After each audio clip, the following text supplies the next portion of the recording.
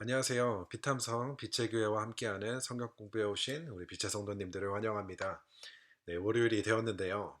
어제 예배 후에 이렇게 비가 오는 것을 보게 되었고 또 이번 한 주 계속해서 취연한 날씨가 예상이 되는데요. 이렇게 좋은 날씨를 주신 하나님께 감사하고 또 이렇게 저희를 하나님의 말씀 앞으로 불러주셔서 또 하나님의 말씀을 공부하고 또 하나님을 더 알아갈 수 있는 시간을 허락하신 하나님께 감사하는 오늘 이 시간이 되었으면 좋겠습니다. 제가 기도로 오늘 비탐성 시작하도록 하겠습니다. 좋으신 하나님 감사합니다. 오늘도 저희에게 하루라든 귀한 선물을 허락하여 주시고 또 좋은 날씨 또 무엇보다 좋으신 하나님의 말씀 밥을 먹을 수 있는 귀한 시간을 허락하여 주셔서 감사합니다. 이 시간을 통하여서 하나님을 더욱더 깊이 알아갈 수 있도록 도와주시고 무엇보다 우리의 삶에 있어서 예상하지 못하는 수많은 어려움과 고난 속에서 우리가 무엇을 의지하고 붙잡아야 하는지를 오늘 말씀을 통해서 잘 배울 수 있는 시간이 될 수 있도록 주님 도와주시옵소서. 감사를 드리며 예수님의 이름으로 기도했습니다. 아멘. 네, 오늘 함께 살펴볼 말씀은 시편 62편인데요. 오늘 본문은 다윗이 아들 압살롬의 반역으로 인해 쫓기는 상황에서 다윗이 적은 시입니다. 다윗의 인생을 돌아보면 고난의 연속이었던 삶인데요. 다윗은 자신을 죽이려는 사람들로부터 수도 없이 쫓기는 인생을 살아오게 됩니다. 그렇게 산전수전을 다 겪은 다윗에게도 오늘 본문의 상황은 굉장히 고통스러울 수밖에 없는데요. 그 이유는 바로 자신을 죽이려고 쫓는 사람이 다른 사람도 아닌 바로 자신의 아들이기 때문이었던 것입니다. 오늘 본문은 자기를 죽이려는 아들 압살롬으로부터 도망을 다니며 적은 다윗의 시인데요. 이 배경을 생각하시면서 오늘 본문 함께 살펴보도록 하겠습니다. 1절과 2절입니다. 내 영혼이 잠잠히 하나님만을 기다림은 나의 구원이 그에게서만 나오기 때문이다. 하나님만이 나의 반석, 나의 구원, 나의 요새이시니 나는 결코 흔들리지 않는다. 아멘. 오늘 본문에 다윗은 스스로를 향해 이렇게 고백을 하고 있는 것인데요. 내 영혼아 잠잠히 하나님만을 기다려라. 다윗의 상황은 잠잠히 기다릴 수 있는 상황이 아니었습니다. 자신을 죽이려는 군대로부터 쫓기는 상황에서 잠잠히 기다린다는 것은 상식적으로는 불가능한 일입니다. 그런데 다윗은 이러한 상황에서도 스스로에게 이렇게 고백하는 것이죠. 잠잠히 하나님만을 기다리라고요. 왜 그런 것이죠? 바로 하나님이 자신을 구원하시는 분이라는 것을 다윗은 알고 믿고 있기 때문이었습니다. 다윗은 오랜 시간 사울 왕으로부터 쫓기는 가운데 하나님께서 다윗 자신을 지키시고 보호하시는 분이라는 것을 알게 되고 믿게 되었습니다. 이처럼 다윗은 그저 하나님을 자신을 지키신다는 것을 머리로 아는 것에 끝나는 것이 아니라 믿음으로 받아들이게 된 것이죠. 이처럼 우리 역시도 하나님을 아는 지식에서 하나님을 믿는 단계로 자라나야지만 다윗의 이러한 고백을 할 수 있게 된다는 것입니다. 만약 나의 삶의 문제와 어려움이 찾아올 때 내가 가장 먼저 의지하고 내가 붙잡는 것이 내가 가진 지식, 돈, 나의 인맥이라면 우리가 가지고 있는 하나님에 대한 지식은 아는 것에 그쳐버린 믿음에까지 이르지 못했다는 반증이 되기도 한다는 것입니다. 나의 절박한 상황에서 나는 내가 정말 믿고 의지하는 것이 무엇인지 발견하게 되는 것이죠. 그래서 바라기는 우리 모두가 하나님을 아는 지식에서 하나님을 향한 믿음으로 자라날 수 있는 우리 모두가 되었으면 좋겠습니다. 이어서 2절을 보게 되면 다윗은 하나님을 어떻게 표현하고 있죠? 하나님은 나의 반석, 나의 구원, 나의 요새이시라고 이야기를 합니다. 반석은 바위를 뜻하기도 하는데요. 전쟁이 일어날 때 적들로부터 화살이 날아올 때 군인들은 그 화살을 피하기 위해 바위 뒤에 숨게 됩니다.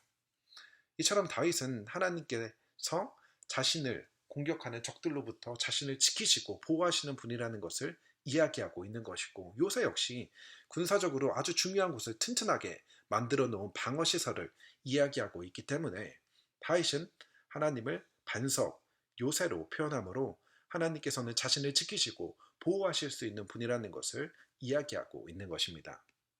그렇기 때문에 적들의 공격에도 다윗은 흔들리지 않을 수 있었던 것입니다.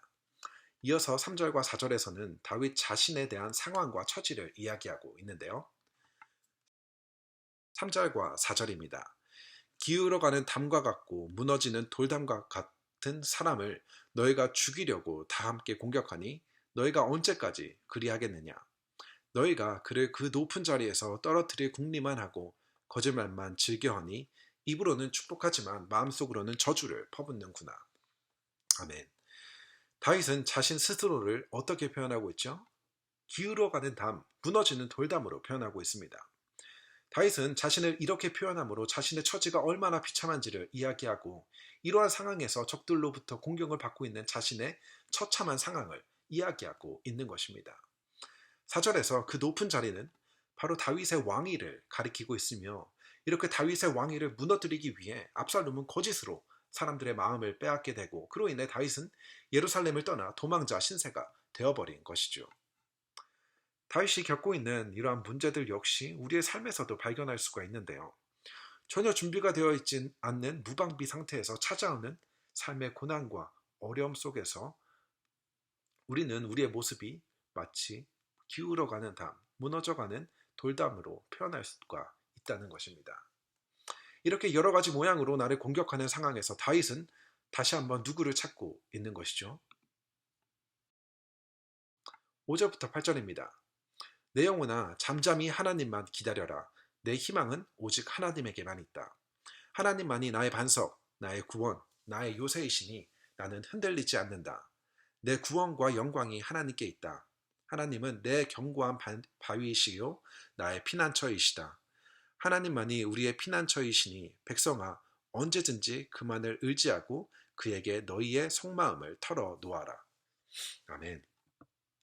다시 한번 1절과 2절에서 보여준 고백을 다윗이 하게 있는데요.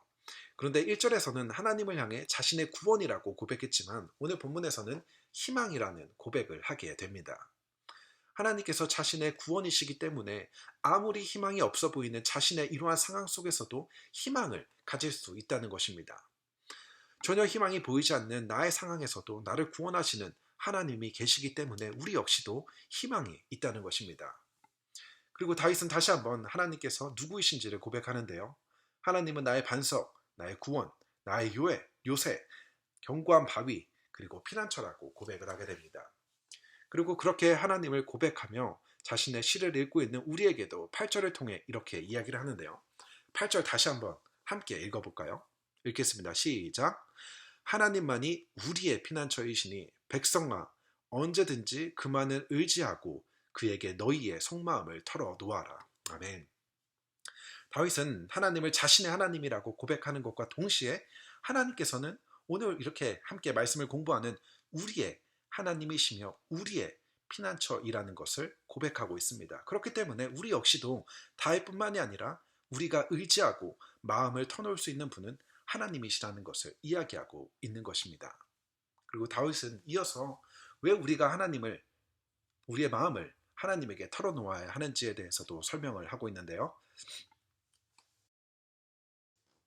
9절과 10절입니다.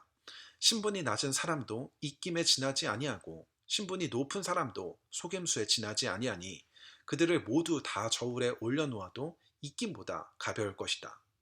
억압하는 힘을 의지하지 말고 빼앗아서 무엇을 얻으려고는 헛된 희망을 믿지 말며 재물이 늘어나더라도 거기에 마음을 두지 말아라. 아멘. 오늘 본문은 신분이 높든 신분이 낮든 상관없이 우리가 의지할 것은 사람이 아니라는 것이죠.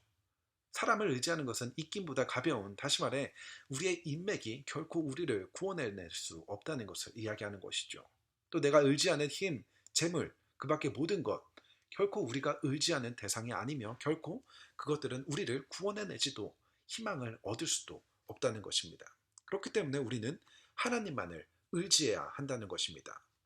오늘 함께 살펴본 1절부터 8절 말씀을 다시 보게 되면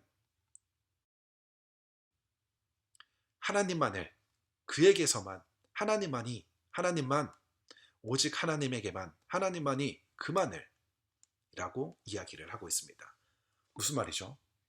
우리에게 있어서 하나님은 결코 우리가 의지할 수많은 대상들 중 하나가 아니라 우리가 의지해야 할 유일한 한 분이시라는 것을 이야기하고 있는 것입니다.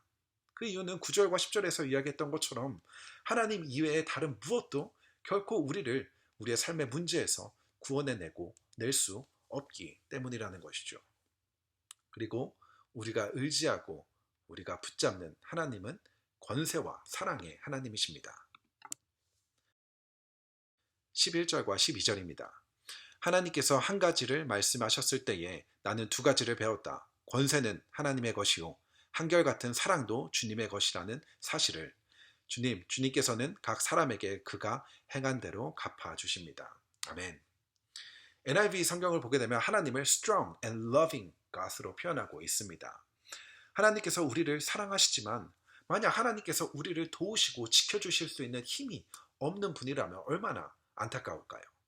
하지만 우리를 사랑하시는 하나님은 우리를 충분히 구원해내실 수 있는 스트롱한 분이라는 것을 이야기하고 있습니다. 다윗은 하나님을 loving and strong God으로 표현함으로써 다윗은 자기 자신에게 그리고 우리 모두에게 우리가 의지해야 할 분은 오직 하나님 한 분이라는 것을 반복해서 이야기를 하고 있는 것입니다. 오늘 이렇게 함께 공부한 말씀을 가지고 우리 스스로 시편의 말씀을 가지고 하나님께 기도를 올려드리기를 원하는데요. 자유롭게 오늘 말씀을 가지고 기도문을 적으셔서 라이프팀 안에서 나눠주시면 좋고요. 혹시나 나의 기도를 찾기 어려우신 분들은 이렇게 함께 하나님께 기도를 올려드리고 라이프팀 안에서 나누었으면 좋겠습니다.